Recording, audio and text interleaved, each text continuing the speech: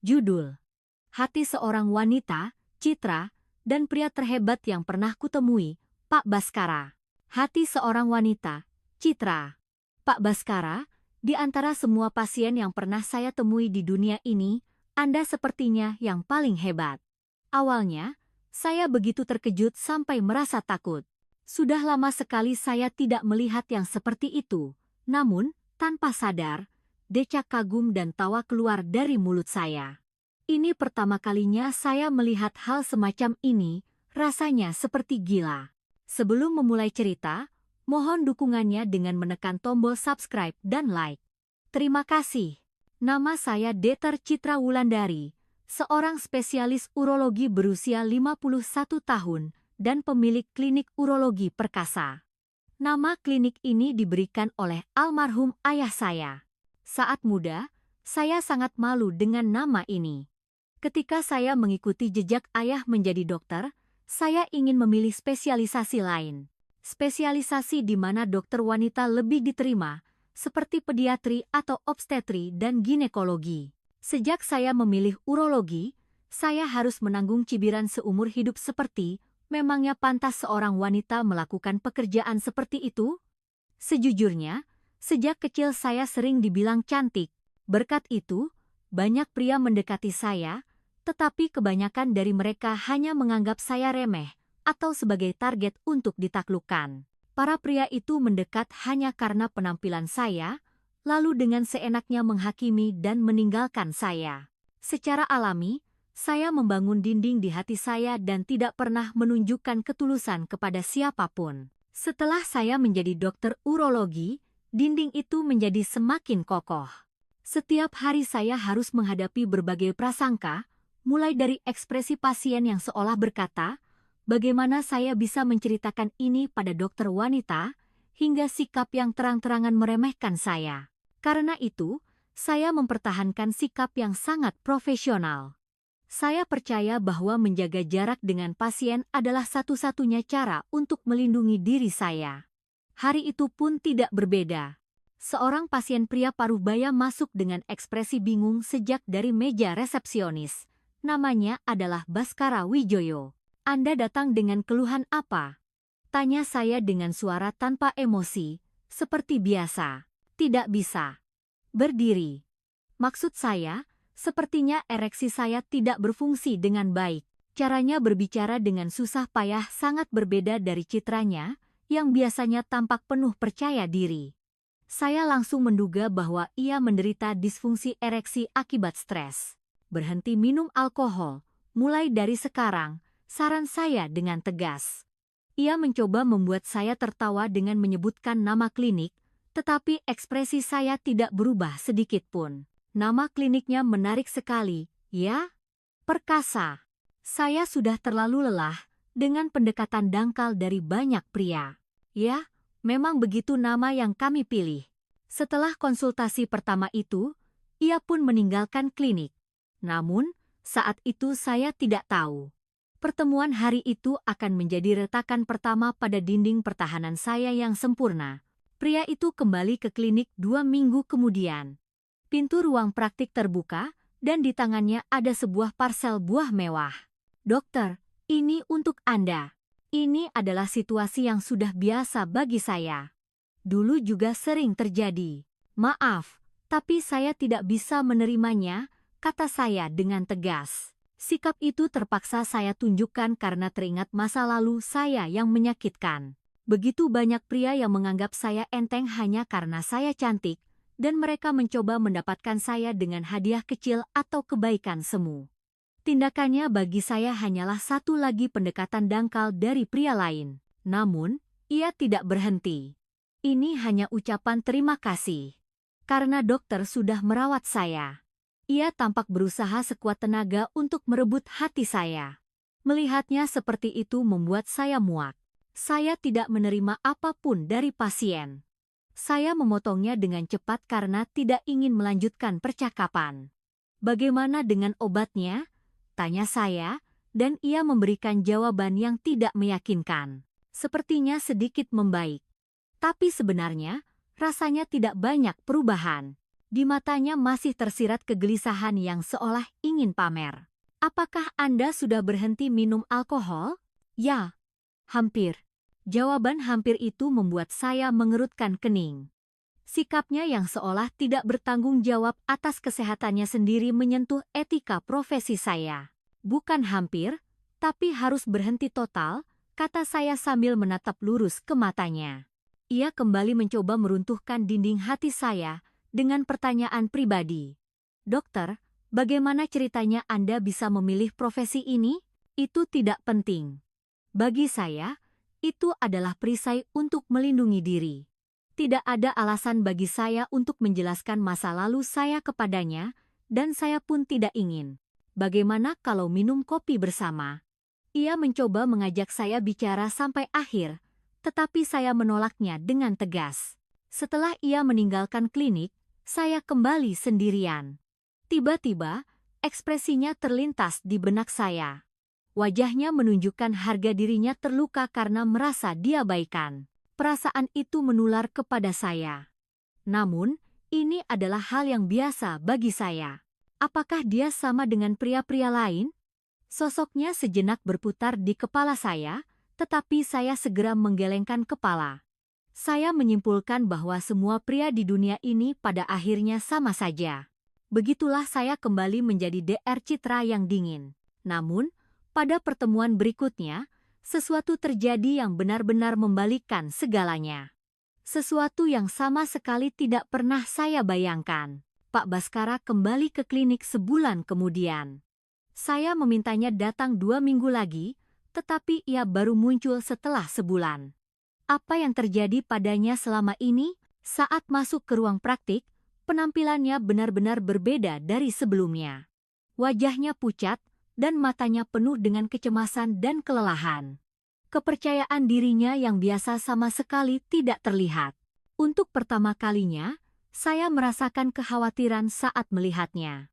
Anda terlihat sangat tidak baik. Tanpa sadar, kata-kata yang keluar dari mulut saya tulus, bukan lagi nada kaku seperti biasanya. Anda minum alkohol lagi, kan?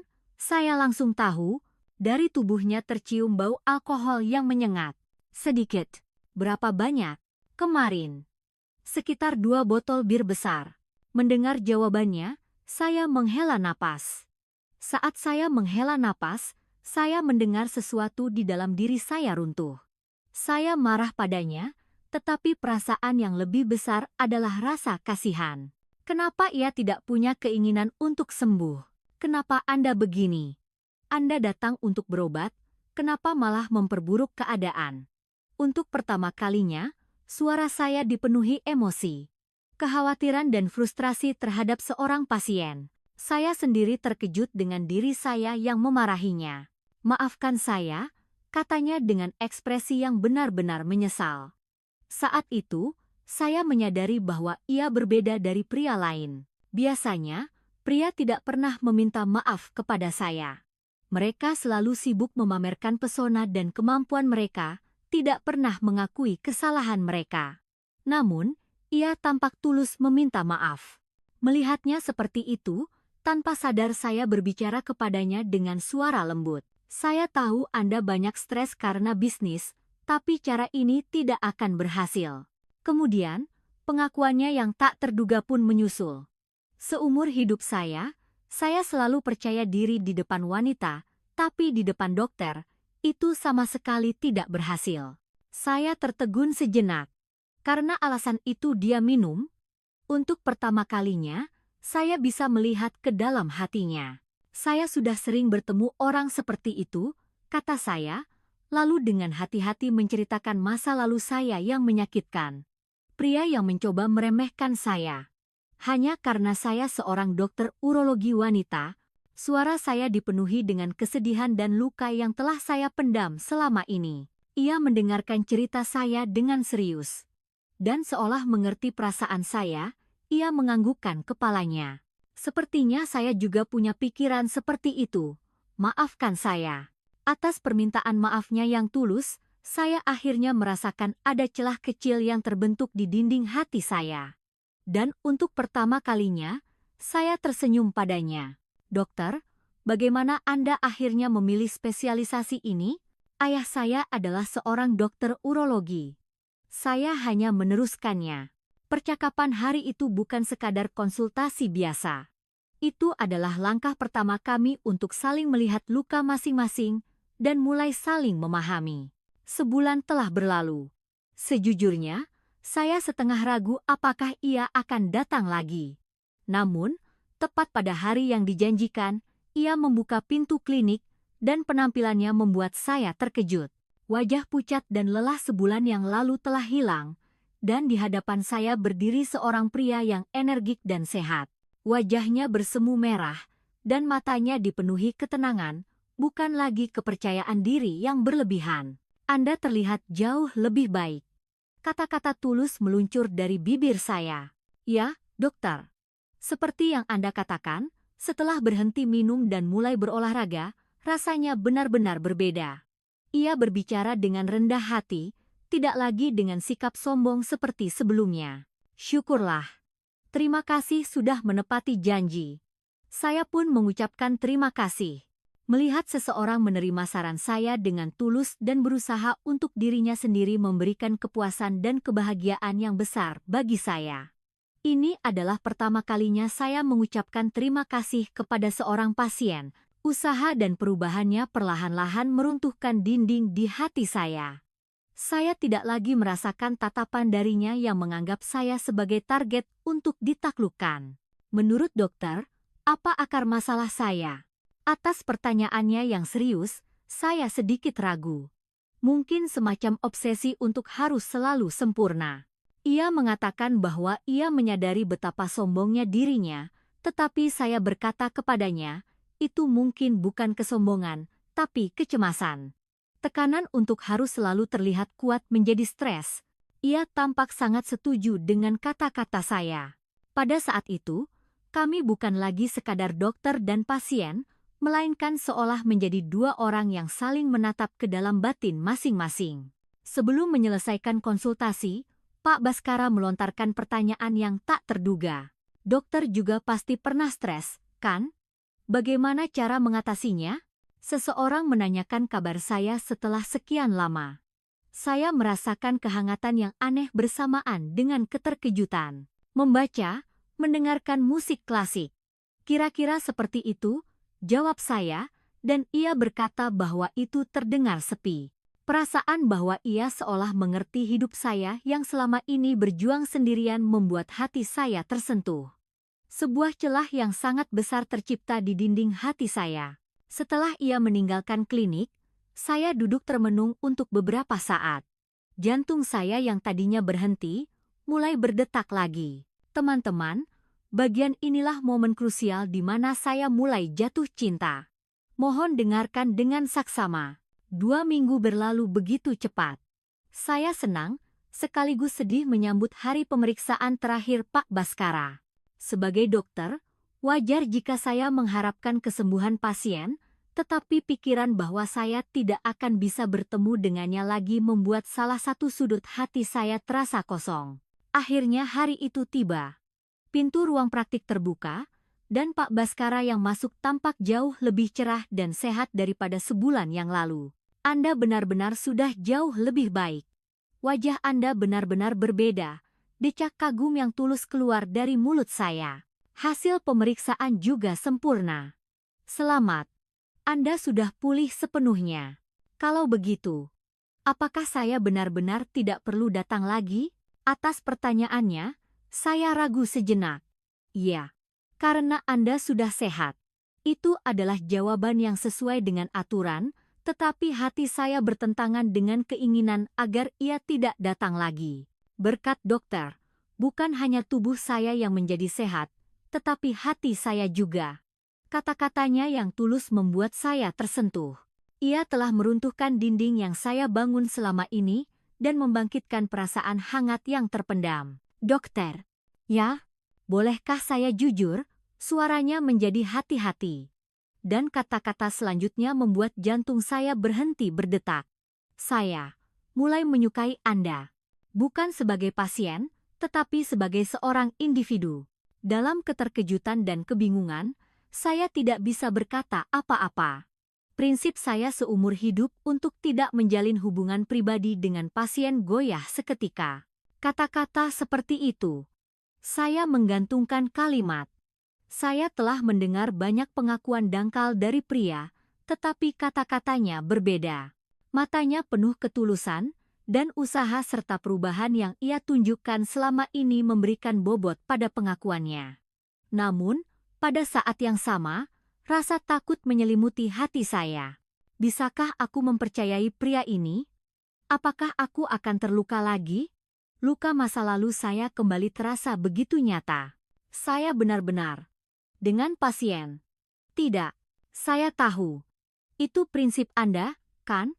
Dan saya telah hidup sendiri seumur hidup. Saya tidak pernah mempercayai pria. Ia mendengarkan kata-kata saya dalam diam. Pada saat itu, saya tidak merasakan tekanan atau niat untuk menaklukkan, melainkan pemahaman dan perhatian yang tulus darinya. Ia bertanya kepada saya, apakah saya juga pria seperti itu? Saya menjawab dengan jujur. Awalnya, ya. Dan sekarang? Saya menatap lurus ke matanya dan berkata, sekarang, Anda berbeda. Saya membaca harapan di wajahnya. Ia meminta waktu kepada saya. Datanglah lagi sebulan lagi. Anggap saja sebagai pemeriksaan rutin. Saya memberinya waktu sebulan. Setelah Pak Baskara meninggalkan klinik, waktu sebulan terasa seperti setahun bagi saya. Apakah ia benar-benar akan datang lagi? Saya ingin memastikan perasaannya, tetapi pada saat yang sama, saya takut. Apakah saya memiliki keberanian untuk meruntuhkan dinding kokoh yang telah saya bangun selama ini? Selama sebulan itu, saya meluangkan waktu untuk merenungkan diri sendiri. Mengapa saya mulai membuka hati untuknya? Bukan hanya karena perubahannya. Ia mengucapkan kata-kata tulus yang belum pernah saya dengar seumur hidup saya. Ia menunjukkan pemahaman tentang hidup saya, bukan prasangka terhadap profesi saya, dan ia berempati dengan masa lalu saya yang menyakitkan. Ketika banyak pria hanya mengatakan saya cantik, ia melihat ke dalam diri saya. Saya berpikir mendalam tentang hidup saya, yang selama ini hanya saya jalani sebagai dokter.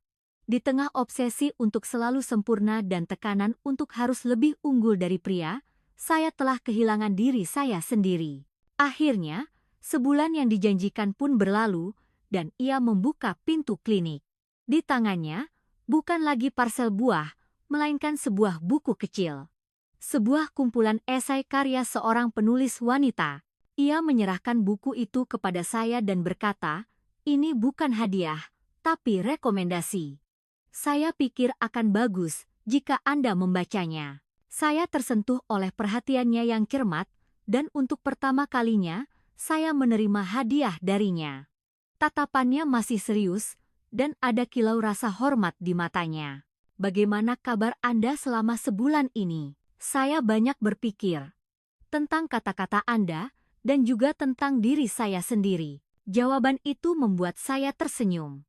Anda sudah berubah. Tentu saja. Ia menatap saya dengan mata penuh harapan, dan saya mengungkapkan ketakutan yang tersembunyi jauh di dalam hati saya. Tapi, saya masih takut. Takut terluka lagi. Jawabannya meluluhkan ketakutan saya. Saya juga takut. Takut kehilangan wanita seperti Anda. Ia menunjukkan ketulusannya untuk bisa bersama saya. Saya berada dalam konflik antara prinsip seumur hidup saya dan ketakutan. Tidak bisakah kita melakukannya perlahan-lahan? Atas usulannya yang hati-hati, saya berpikir sejenak. Dan akhirnya, dengan keberanian, saya menjawab, baiklah. Mari kita coba. Pada saat itu, saya memupuk harapan akan cinta yang baru. Sesuai usulannya, kami benar-benar mendekati satu sama lain secara perlahan. Dengan nama teman, kami bertemu seminggu sekali untuk minum kopi dan berjalan-jalan bersama. Berbeda dengan saat bertemu di klinik, pertemuan kami adalah sebagai manusia, bukan hubungan kaku antara dokter dan pasien. Kami berbicara lebih dalam tentang kehidupan masing-masing. Saya dengan jujur menceritakan kepadanya tentang sejarah keluarga saya yang menyakitkan, yang membuat saya harus menjadi dokter urologi dan masa lalu saya yang terluka oleh pria. Ia mendengarkan cerita saya tanpa menghakimi. Kesepian dan kesedihan yang saya pendam selama ini seolah meleleh di bawah tatapan hangatnya. Ia juga bercerita tentang dari mana kecemasan dan kesombongannya berasal, dan bagaimana hal itu menggerogoti dirinya.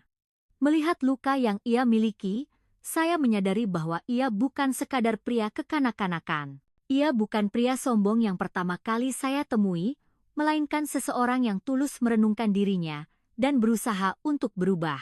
6 bulan berlalu. Kami tidak lagi canggung, dan hanya dengan saling menatap mata, kami bisa membaca hati masing-masing. Dan suatu malam, saat di mana dinding terakhir di hati saya benar-benar runtuh pun tiba. Di sebuah villa yang tenang, sambil memandangi laut malam dan berbincang, ia merengkuh pinggang saya. Pelukannya hangat, dan tatapannya tak goyah menatap saya. Pak Baskara, di antara semua pria yang pernah saya temui, Anda yang paling hebat, bisik saya dengan kagum dalam pelukannya. Maksud saya adalah besarnya cinta yang ia berikan kepada saya, dan kekuatan penyembuhan yang diberikan cinta itu kepada saya. Ia tersenyum lembut mendengar kata-kata saya dan menjawab, "Citra." Suaranya lebih panas dan kuat daripada pria berusia 20-an. Luka di hati saya tidak lagi terasa sakit. Kecemasan yang menghantui saya setiap malam juga telah hilang. Dalam pelukannya, rasanya seluruh dunia adalah milikku. Pagi itu, sinar matahari menyelinap masuk melalui jendela. Saat saya membuka mata di dalam pelukannya, untuk pertama kalinya saya merasakan kebahagiaan sejati. "Apakah kamu menyesal?" tanyanya, dan saya menggelengkan kepala. Sama sekali tidak.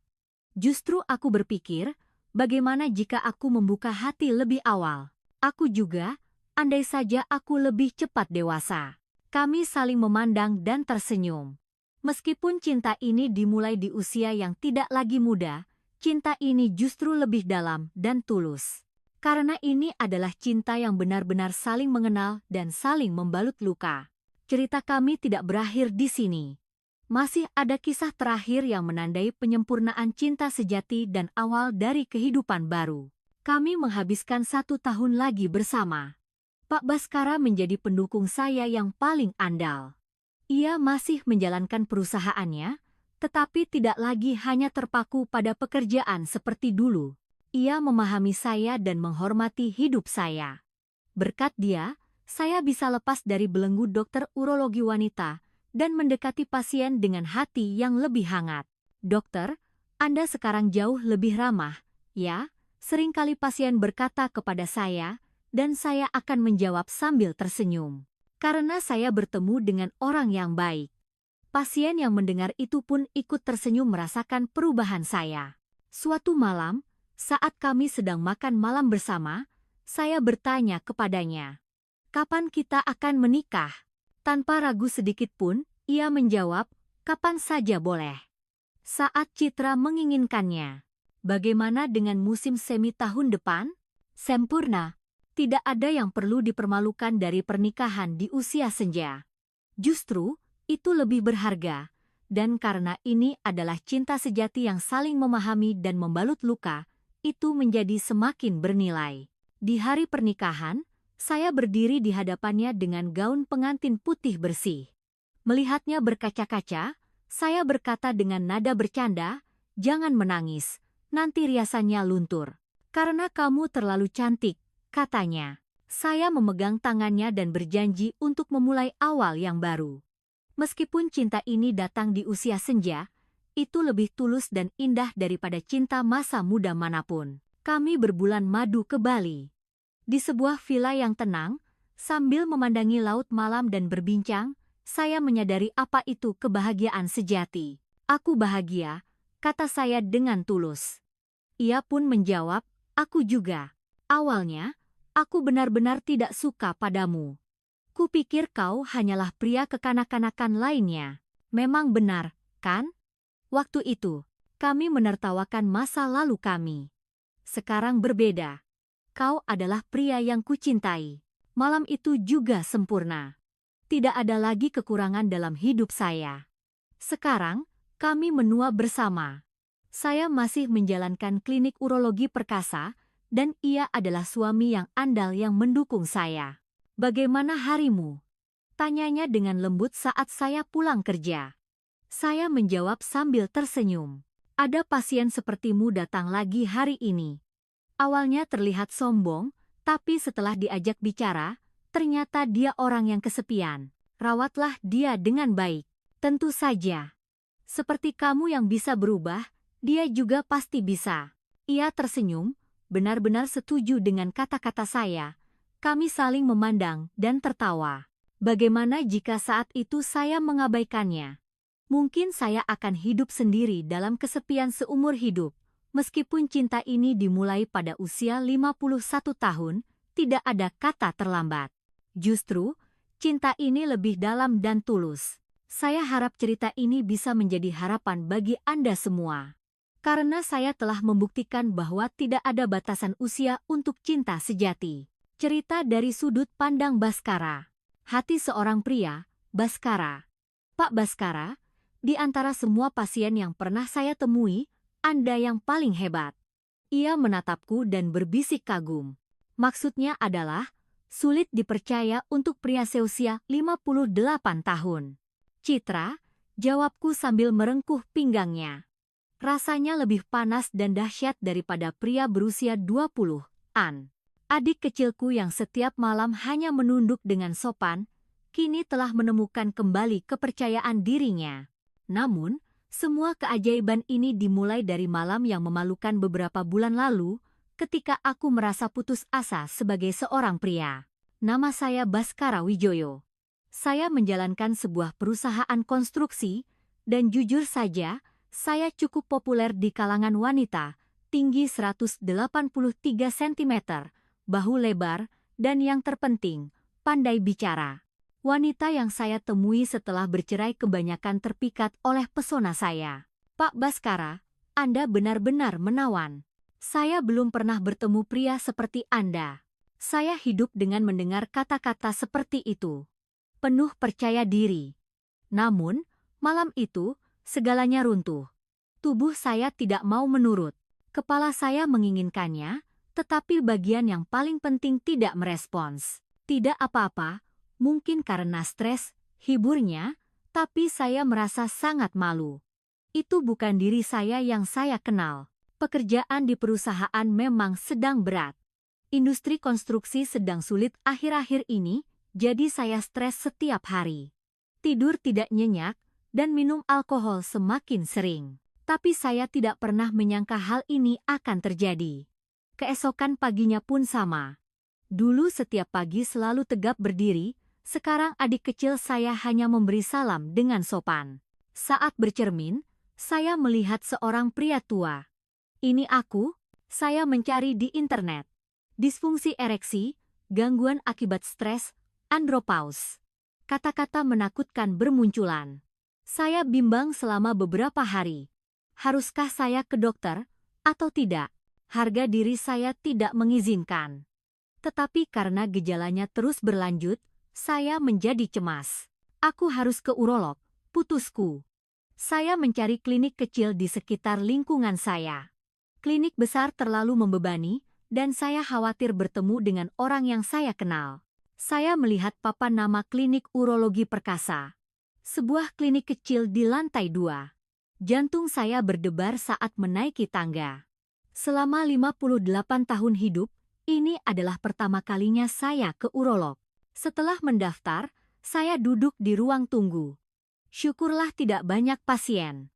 Seorang perawat memanggil nama saya, dan saya membuka pintu ruang praktik. Selamat datang. Suaranya adalah suara wanita. Saya terkejut. Orang yang duduk di belakang meja jelas seorang wanita. Tampak sekitar 50 tahun, tapi awet muda. Berkesan rapi dan cerdas. Silakan duduk, katanya. Di papan namanya tertulis Dr. Citra Wulandari SPU. Saya bingung. Hal yang sulit dikatakan bahkan kepada dokter pria, apalagi dokter wanita. Dan dia cukup cantik. Anda datang dengan keluhan apa? Suaranya dingin, sama sekali tidak tersenyum. Pesona yang biasa saya tunjukkan di depan wanita lenyap seketika. Itu. Kata-kata tidak mau keluar. Diri saya yang seperti ini terasa sangat asing. Saya yang selalu berbicara dengan percaya diri, kini begitu gugup di depan seorang wanita. Hari itu adalah awal dari hari paling memalukan dalam hidup saya. Ia hanya menatap layar komputernya. Bahkan tidak menatap saya. Rasanya seperti berbicara dengan mesin. Tolong jelaskan secara spesifik. Nadanya dingin. Sama sekali tidak ada emosi. Biasanya, saya akan mulai dengan lelucon. Bagaimana saya bisa mengatakannya di depan dokter cantik seperti Anda, semacam itu. Tapi di hadapannya, kata-kata itu tidak keluar, tidak bisa. Berdiri. Maksud saya, sepertinya ereksi saya tidak berfungsi dengan baik, akhirnya saya berhasil mengatakannya. Wajah saya terasa panas. Sehat kapan? Sekitar sebulan. Bagaimana dengan stres? Pekerjaan di perusahaan agak berat. Tanya jawab berlangsung secara mekanis. Ia masih hanya menatap monitornya. Tidak sekalipun menatap saya dengan benar. Bagaimana dengan ereksi pagi hari? Itu juga tidak ada. Merokok atau minum alkohol? Saya tidak merokok, tapi saya cukup sering minum alkohol. Berapa banyak? Sekitar setengah botol anggur sehari. Untuk pertama kalinya, ia menatap saya, tapi tatapannya dingin. Berhenti minum alkohol, mulai dari sekarang. Tegas. Tapi, dokter. Ketika saya hendak berbicara, ia mengangkat tangannya. Sekarang, silakan keranjang pemeriksaan untuk diperiksa. Kata pemeriksaan membuat saya bingung. Pemeriksaan apa? Pemeriksaan prostat. Saat itulah kenyataan menghantam saya. Seorang dokter wanita akan menyentuh bagian itu saya. Apakah itu harus dilakukan? Itu perlu untuk diagnosis yang akurat. Saya ragu. Situasi seperti ini tidak pernah saya bayangkan. Apakah tidak ada cara lain? Kita akan mulai dengan tes darah. Jika perlu, baru kita lakukan nanti. Saya merasa lega. Setelah diambil darah, saya kembali ke ruang praktik. Selama itu, ia tidak pernah tersenyum. Benar-benar profesional. Minum obat ini dan kembali lagi 2 minggu lagi. Baik. Oh ya, dokter. Ya? Nama kliniknya lucu juga, ya. Perkasa. Saya berkata sambil tersenyum sedikit. Humor seperti ini adalah salah satu pesona saya. Tapi ekspresinya tidak berubah sama sekali. Ya, memang begitu nama yang kami pilih. Selesai. Tidak ada percakapan lebih lanjut. Seumur hidup, saya belum pernah merasa begitu tak berdaya di depan seorang wanita. Humor saya sama sekali tidak mempan. Sambil keluar, saya berpikir, wanita itu, sebenarnya siapa dia? Saat membayar di meja resepsionis, perawat berkata, dokter memang selalu seperti itu. Beliau sangat menjaga batasan dengan pasien. Oh, begitu ya? Iya. Karena banyak yang salah paham karena beliau dokter urologi wanita, jadi beliau lebih berhati-hati. Baru saat itu saya mengerti. Pasti sudah banyak pria seperti saya. Tapi anehnya, saya merasa tidak enak. Harga diri saya terluka karena pesona saya tidak mempan. Dalam perjalanan pulang, saya berpikir, lain kali, aku harus mencoba pendekatan yang berbeda. Tapi saat itu saya tidak tahu betapa kokohnya dinding yang telah ia bangun selama hidupnya, dan untuk meruntuhkannya, saya harus berubah total. Saya mulai minum obat, tapi tidak banyak perubahan. Justru saya semakin kepikiran. Di kantor pun saya tidak bisa konsentrasi. Saya terus teringat pada dokter wanita yang dingin itu. Pak, Anda tidak apa-apa? Tanya sekretaris saya dengan cemas. Ah, ya? Aku tidak apa-apa. Tapi saya sama sekali tidak baik-baik saja. Harga diri saya terluka. Biasanya, saya sudah bisa menaklukkan wanita itu, tapi kali ini berbeda. Wanita bernama Citra Wulandari sama sekali tidak merespons pesona saya. 2 minggu berlalu, saya kembali ke klinik. Kali ini, saya mengubah strategi. Saya membawa parsel buah mewah. Cara yang biasanya disukai wanita. Dokter, ini untuk Anda. Saya menyodorkan parsel buah. Maaf, tapi saya tidak bisa menerimanya. Tegas. Ini hanya ucapan terima kasih, karena dokter sudah merawat saya. Saya tidak menerima apapun dari pasien. Benar-benar dinding baja. Bagaimana dengan obatnya? Ia kembali ke nada profesionalnya. Sepertinya sedikit membaik. Sebenarnya tidak banyak perubahan. Justru stres saya semakin menumpuk. Apakah Anda sudah berhenti minum alkohol? Ya, hampir. Itu bohong. Justru saya minum lebih banyak. Ia menatap lurus ke arah saya. Tatapannya tajam. Bukan hampir, tapi harus berhenti total. Baik, apakah Anda berolahraga? Pekerjaan di kantor sibuk, jadi luangkan waktu. Anda perlu olahraga teratur. Nadanya seperti perintah. Sama sekali tidak lembut. Tapi anehnya, jika ini wanita lain, saya pasti sudah bosan. Tapi wanita ini justru membuat saya semakin penasaran. Dokter, bagaimana ceritanya Anda bisa memilih profesi ini? Saya mencoba pertanyaan pribadi. Itu tidak penting. Lagi-lagi diblokir. Bagaimana kalau minum kopi bersama? Sudah saya katakan, kan? Saya tidak mengadakan pertemuan pribadi dengan pasien. Kali ini pun saya ditolak.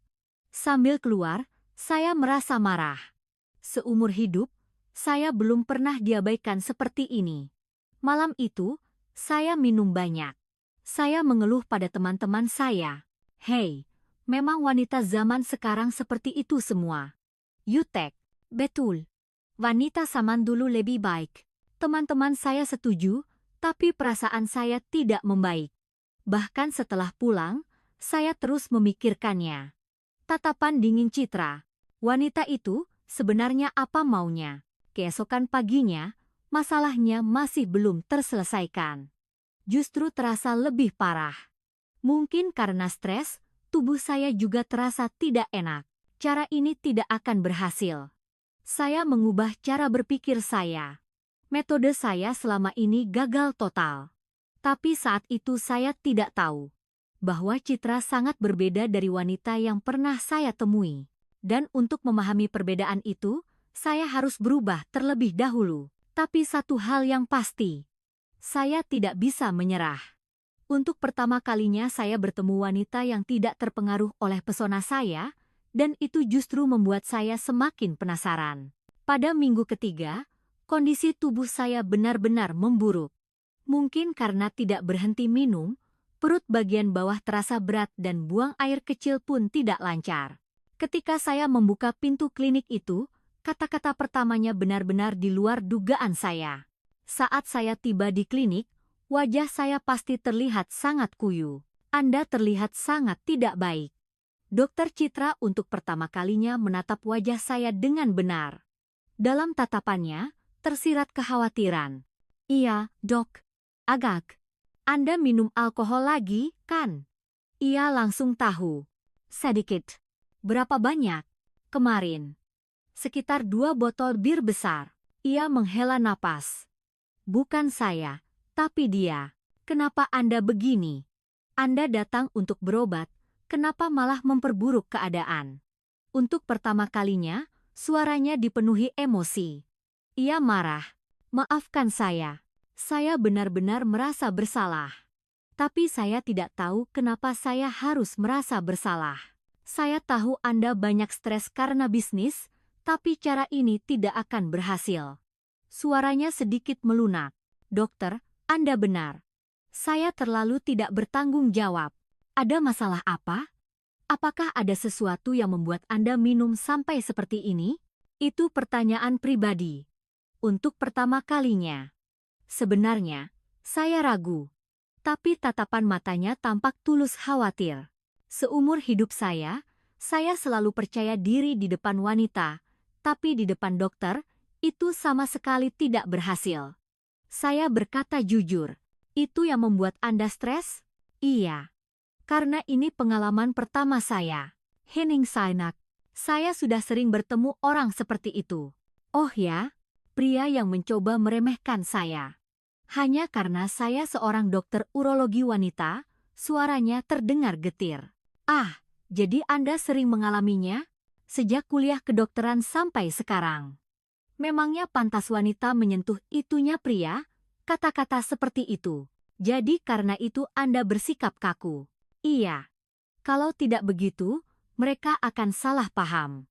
Untuk pertama kalinya, rasanya saya bisa mengintip isi hatinya. Sepertinya saya juga punya pikiran seperti itu.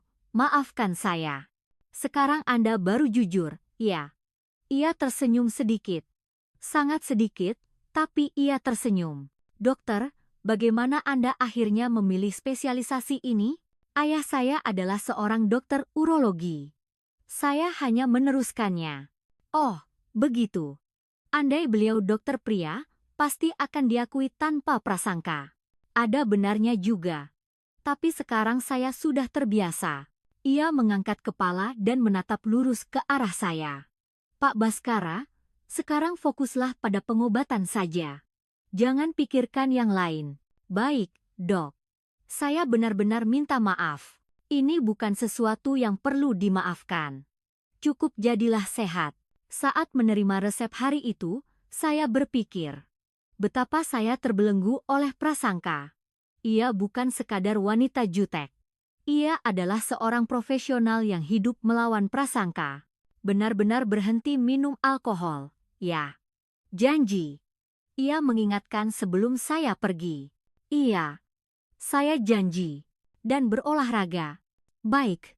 Hari itu, sesampainya di rumah, saya membuang semua minuman beralkohol, dan saya mendaftar di pusat kebugaran. Yang terpenting, saya merenungkan diri saya sendiri. Betapa sombongnya saya selama ini, perasaan saya terhadap Citra juga berubah. Bukan lagi sebagai wanita yang ingin ditaklukkan, melainkan sebagai orang yang patut dihormati. Dan saya berpikir, mungkin pengobatan yang sesungguhnya baru saja dimulai. Sebulan berlalu. Saya benar-benar berhenti minum dan mulai berolahraga. Saya pergi ke gym 3 kali seminggu, setiap jam 6 pagi. Tubuh saya mulai berubah. Bangun pagi pun terasa lebih mudah. Yang terpenting, perasaan saya terhadap Dr. Citra benar-benar berubah. Anda terlihat jauh lebih baik. Pada konsultasi kali ini, ia yang lebih dulu bicara. Iya, dokter. Seperti yang Anda katakan, setelah berhenti minum dan mulai berolahraga, rasanya benar-benar berbeda. Syukurlah. Terima kasih sudah menepati janji. Mendengar ucapan terima kasih membuat saya senang. Ini semua berkat dokter. Ini karena usaha Anda sendiri. Tapi, saya penasaran. Ya, silakan. Apakah banyak pasien seperti ini? Yang datang karena stres seperti saya. Lebih banyak dari yang Anda kira. Terutama para pengusaha. Bagaimana mereka mengatasinya? Setiap orang berbeda. Yang penting adalah mengatasi akar masalahnya. Menurut dokter, apa akar masalah saya? Ia berpikir sejenak, lalu menjawab. Mungkin semacam obsesi untuk harus selalu sempurna. Tepat sasaran. Sepertinya benar. Mungkin saya terlalu sombong. Itu mungkin bukan kesombongan, tapi kecemasan. Kecemasan? Tekanan untuk harus selalu terlihat kuat. Itu yang menjadi stres. Kata-katanya membuat saya tersadar. Memang benar begitu. Dokter, Anda benar-benar hebat. Bahkan bisa membaca pikiran pasien. Penyakit akibat kerja. Kali ini ia tersenyum dengan alami. Senyum santai yang baru pertama kali saya lihat. Bolehkah saya bertanya sesuatu? Ya. Dokter juga pasti pernah stres, kan? Bagaimana cara mengatasinya? Saya? Wajahnya tampak terkejut. Sepertinya sudah lama tidak ada yang menanyakan kabarnya. Membaca, mendengarkan musik klasik. Kira-kira seperti itu. Sendirian? Iya. Ia tampak kesepian. Tidak bertemu dengan teman atau keluarga? Dokter kebanyakan begitu. Tidak ada waktu. Saat itulah saya tahu. Ia juga kesepian, sama seperti saya. Ternyata dokter juga manusia biasa. Ya. Awalnya saya pikir Anda terlalu sempurna, Seperti robot. Apakah saya terlihat seperti itu? Iya. Tapi sekarang berbeda. Apanya yang berbeda? Saya tahu sekarang, Anda adalah orang yang hangat. Ia sedikit terkejut. Sepertinya belum pernah mendengar kata-kata seperti itu. Saya hanya melakukan pekerjaan saya. Tidak juga. Anda bahkan menyembuhkan hati saya. Itu karena Anda sendiri yang berubah. Dokter yang memberikan pemicunya. Hening sejenak. Keheningan yang tidak canggung. Kapan saya harus datang lagi? Datanglah 2 minggu lagi. Untuk pemeriksaan terakhir. Terakhir? Entah kenapa, saya merasa sedih. Karena Anda sudah jauh lebih baik. Kalau begitu, saya tidak bisa bertemu dokter lagi? Jika Anda sehat, tidak ada alasan untuk datang ke klinik. Kata-kata itu mengganjal di hati saya. Dalam perjalanan pulang, saya berpikir, apakah benar jika aku sembuh, aku tidak bisa bertemu dengannya lagi? Aneh. Awalnya saya ingin cepat sembuh, tapi sekarang saya justru sedih pengobatan akan berakhir. Saya mulai suka berbicara dengannya. Bukan hanya karena dia wanita cantik, tapi karena rasanya hati kami benar-benar terhubung. Saya menantikan 2 minggu lagi, sekaligus merasa takut. Takut itu benar-benar akan menjadi yang terakhir. Kata terakhir terus berputar di kepala saya. Teman-teman, bagian selanjutnya adalah momen terpenting dalam hidup saya. Sungguh, 2 minggu berlalu begitu cepat. Selama itu, saya berolahraga lebih giat dan menyelesaikan pekerjaan kantor dengan lebih santai. Yang terpenting, saya bersemangat memikirkan akan bertemu Citra lagi. Perasaan seperti ini sudah lama tidak saya rasakan. Saat saya tiba di klinik, ia menunjukkan ekspresi terkejut. Anda benar-benar sudah jauh lebih baik. Wajah Anda benar-benar berbeda. Terima kasih, dokter. Ini semua berkat Anda. Hasil pemeriksaan juga bagus. Semua angka normal. Selamat. Anda sudah pulih sepenuhnya. Itu kabar gembira, tapi hati saya campur aduk. Kalau begitu, apakah saya benar-benar tidak perlu datang lagi? Ya, karena Anda sudah sehat. Entah kenapa, ia juga tampak sedikit kecewa. Tapi, dok, ya, berkat dokter, bukan hanya tubuh saya yang menjadi sehat, tetapi hati saya juga. Terima kasih atas ucapan Anda. Sungguh, awalnya saya hanya memikirkan harga diri saya, tapi sekarang saya jadi bisa memahami orang lain. Ia mengangguk pelan. Sepertinya dokter juga begitu. Anda terlihat jauh lebih santai dari sebelumnya.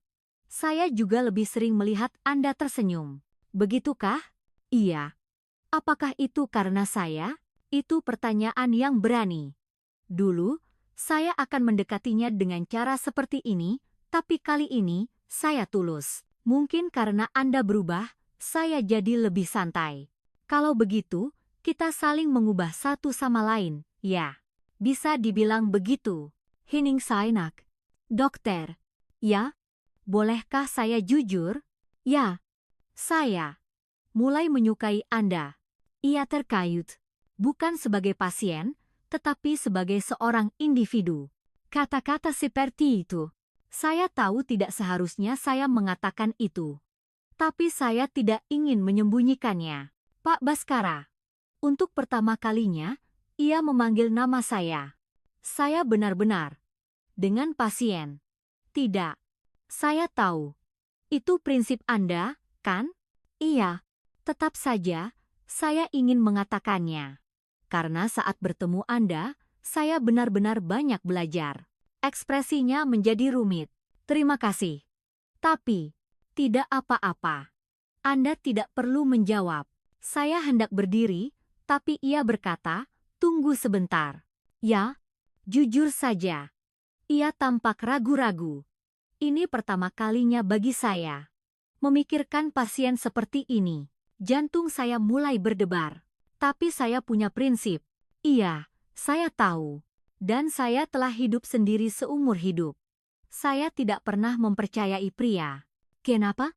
Karena pekerjaan ini, saya sudah terlalu banyak melihat sisi asli pria, sisi yang tidak baik. Baru saat itu saya mengerti. Kenapa ia membangun dinding setinggi itu?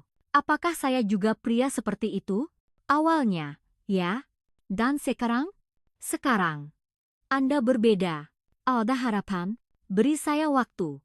Saya akan menunjukkan bahwa saya benar-benar sudah berubah. Bagaimana caranya?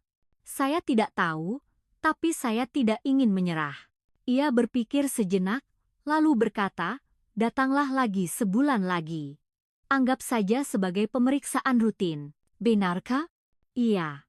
Saya akan memikirkannya sampai saat itu. Saat keluar, jantung saya berdebar kencang. Itu bukan penolakan total. Saya diberi waktu sebulan. Selama waktu itu, saya harus membuktikan bahwa saya benar-benar sudah berubah. Yang terpenting, saya jadi mengerti alasan mengapa ia tidak percaya pada pria. Dan saya tahu, tidak akan mudah untuk meruntuhkan ketidakpercayaan itu. Tapi ini adalah tantangan yang pantas dicoba. Untuk pertama kalinya, saya bertemu seseorang yang benar-benar ingin saya cintai. Teman-teman, sekarang, tolong dengarkan dengan saksama. Ini adalah momen di mana hidup saya berubah total. Sekarang, saya akan membuat pengakuan terakhir kepadanya. Selama sebulan, saya berusaha mati-matian. Berolahraga lebih giat, membaca buku. Terutama buku-buku tentang feminisme untuk mencoba memahami hatinya.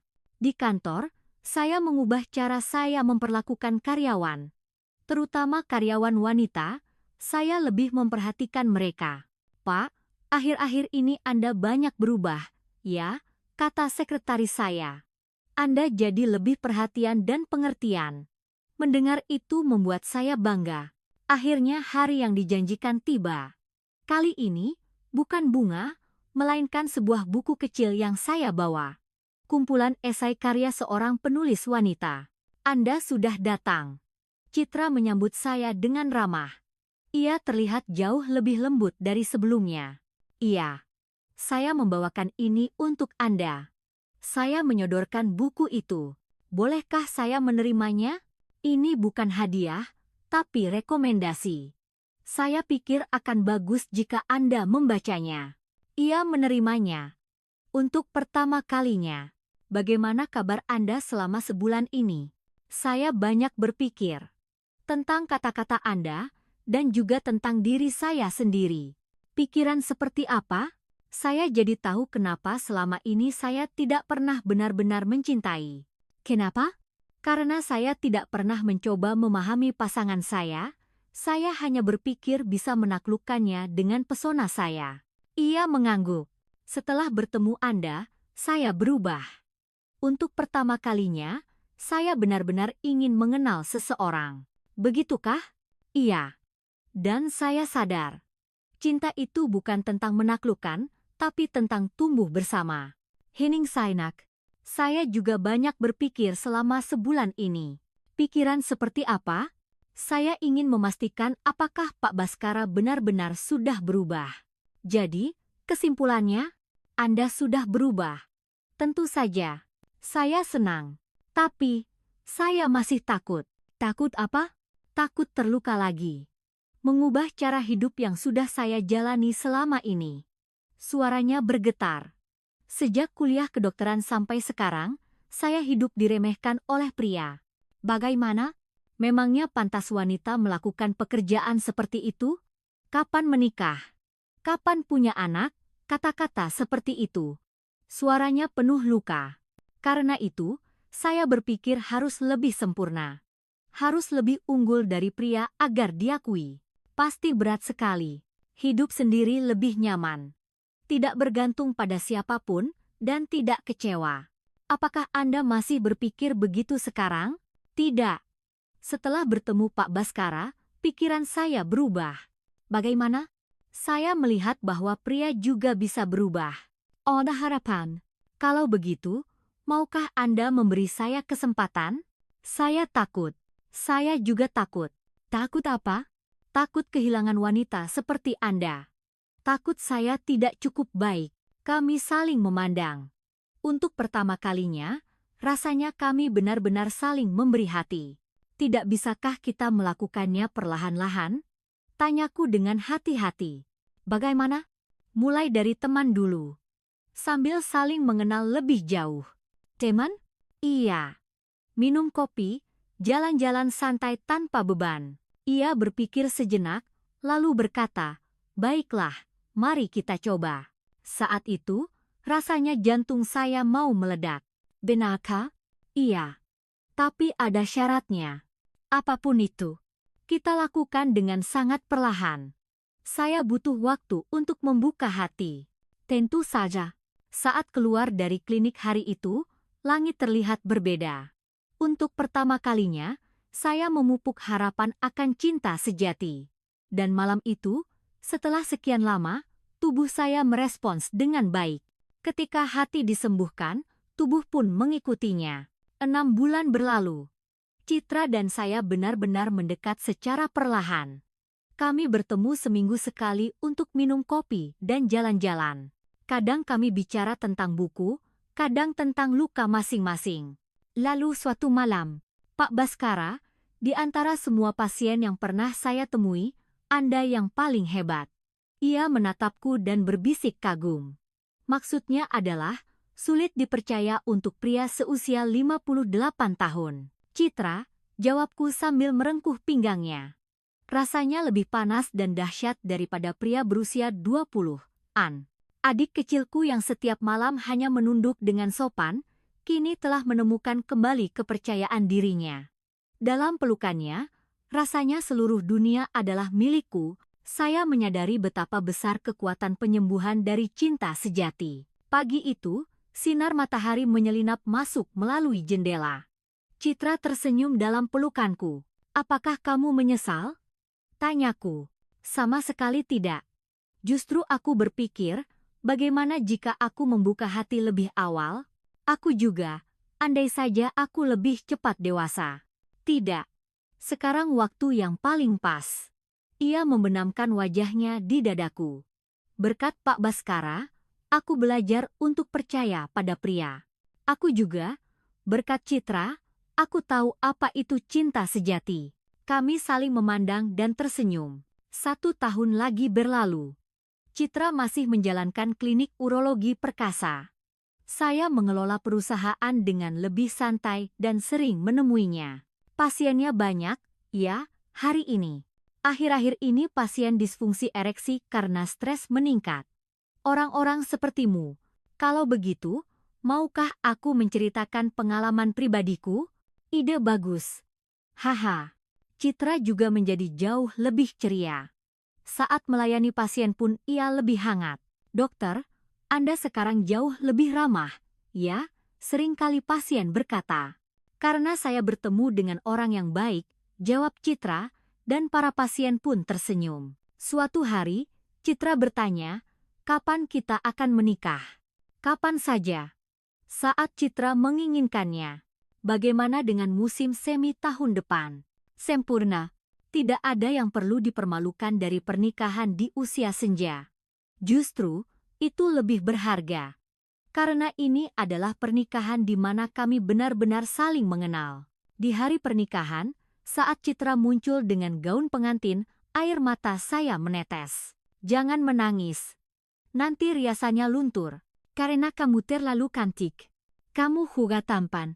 Kami saling berpegangan tangan dan berjanji untuk memulai awal yang baru. Kami berbulan madu ke Bali. Di sebuah villa yang tenang, sambil memandangi laut, kami berbincang. "Aku bahagia," kata Citra. "Aku juga. Awalnya, aku benar-benar tidak suka padamu.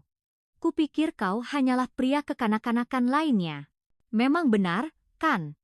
Waktu itu. Sekarang berbeda. Kau adalah pria yang kucintai. Malam itu juga sempurna. Tidak ada lagi kekurangan. Sekarang, kami menua bersama." Citra masih seorang dokter, dan saya adalah suami yang mendukungnya. "Pak, Anda terlihat sangat bahagia, ya?" kata karyawan di kantor. "Beginilah jadinya jika bersama orang yang baik. Bikin iris saya. Kalian juga, semoga bertemu cinta sejati." Hari ini, Citra pulang setelah selesai praktik. "Bagaimana harimu?" Ada pasien sepertimu datang lagi hari ini. Oh ya? Iya. Awalnya terlihat sombong, tapi setelah diajak bicara, ternyata dia orang yang kesepian. Rawatlah dia dengan baik. Tentu saja. Seperti kamu yang bisa berubah, dia juga pasti bisa. Kami saling memandang dan tersenyum. Meskipun cinta ini dimulai pada usia 58 tahun, tidak ada kata terlambat. Justru, cinta ini lebih dalam dan tulus. Kalian semua, jangan pernah menyerah. Karena saya telah membuktikan bahwa tidak ada batasan usia untuk cinta sejati. Awal yang baru selalu mungkin terjadi, kapanpun itu. Bagaimana kisah Pak Baskara dan DR Citra? Dua orang dengan luka yang berbeda bertemu dan menyempurnakan cinta yang begitu indah. Pak Baskara meninggalkan masa lalunya yang hanya mengandalkan pesona dan belajar tentang kepedulian sejati, sementara Dokter Citra meruntuhkan dinding yang ia bangun seumur hidup dan berani untuk mencintai lagi. Mungkin di antara Anda yang menonton video ini, ada yang menyerah pada cinta karena usia atau luka masa lalu. Ingatlah, perubahan sejati dimulai dari hal-hal kecil. Usia hanyalah angka. Cinta baru, awal yang baru, selalu mungkin terjadi. Saya harap pesan harapan ini bisa sampai ke lebih banyak orang.